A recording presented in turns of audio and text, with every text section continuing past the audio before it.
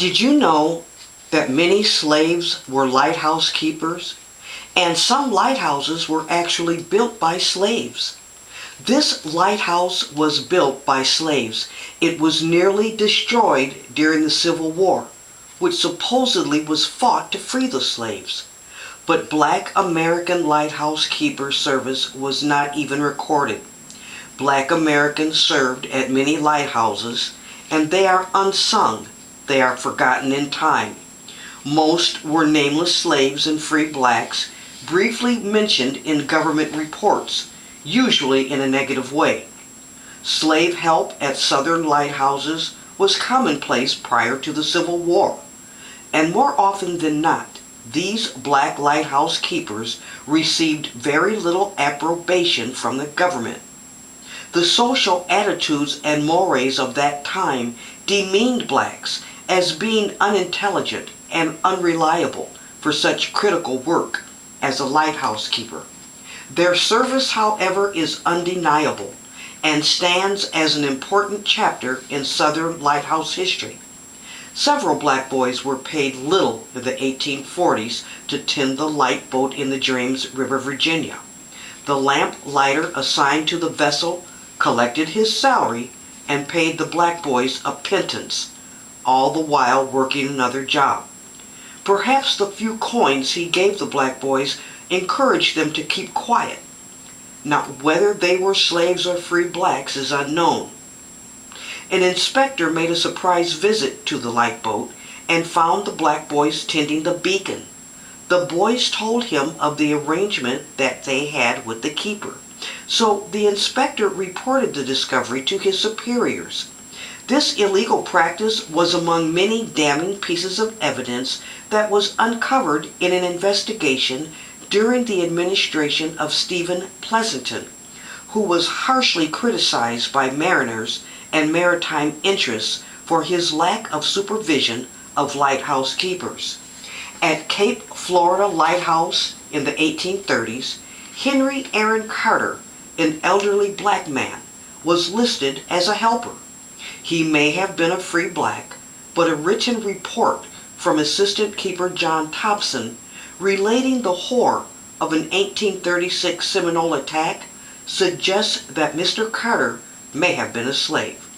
The Seminoles drove the two men up the lighthouse and then set it on fire. Thompson remarked that from atop the burning lighthouse, my poor Negro looked at me with tears in his eyes. He called out, "I'm wounded," and fell dead. Notice he referred to the black man as my Negro, suggesting ownership. But Mr. Carter was badly burned before Seminole bullets killed him, and he is the only black man known to have died in the service of a lighthouse. But there is no thank you or no acknowledgement of Mr. Carter's service. Thompson, who was burnt, survived. At Cape Hatteras Lighthouse in North Carolina in the 1930s, keeper Pharaoh Farrell hired several slaves to tend the lighthouse for him. He paid their slave owner a small portion of his government salary, and he pocketed the rest of the money. But a few years later, a local mariner reported that a slave was the primary caretaker of Cape Hatteras Lighthouse, with no training or no supervision, and the slave did an outstanding job. But this slave's name was not recorded, of course. But in 1952, after a stricter and more regimented U.S. Lighthouse Board took control, an inspector reported that a man named Isaac Foster, keeper of New Point Comfort Lighthouse, had a Negro woman of his own to assist him in keeping the light. This description implies that she was a slave, and of course, received no compensation for her important work. The board did not discipline Foster since he reported that the woman was a helper rather than an actual keeper. The truth is that the light keeper claimed that his slaves assisted him, but in actuality, the slaves did all the real work. During World War II, the Coast Guard contracted black civilians to help out at patrol stations in the South, many of which were located at lighthouses. A well-known example is Hunting Island Lighthouse, whose lightkeeper and his family were the only white people on the island following the Civil War. The rest of the island's small population were descendants from black slaves. Huntington Island was one of the barrier islands of South Carolina and Georgia that General William Tecumseh Sherman's Special Field Order 15 of 1885 gave to the former slaves. That's right, the island was actually given to the former slaves. When the Coast Guard set up its beach patrol facility at Huntington Island Lighthouse in 1943, it paid black families to do some of the work. They delivered groceries and did laundry for the 22 men, and may have help with patrols. But with modernization and technological upgrades after World War II, lighthouses began losing their keepers at a fast pace. Although Coast Guard service records shows no black lightkeepers in these final years, many blacks worked as repair and automation crews.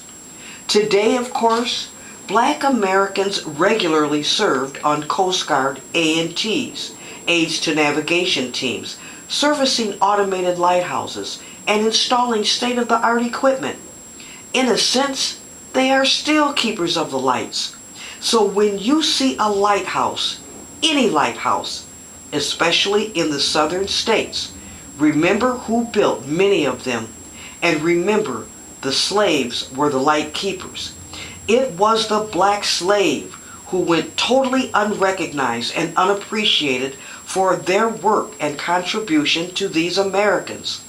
Whether it be New Point Comfort Lighthouse, still active in the Chesapeake Bay, or Moab Jack Bay and New York River, slaves made it possible. The black slave kept the light on in the dark waters of America.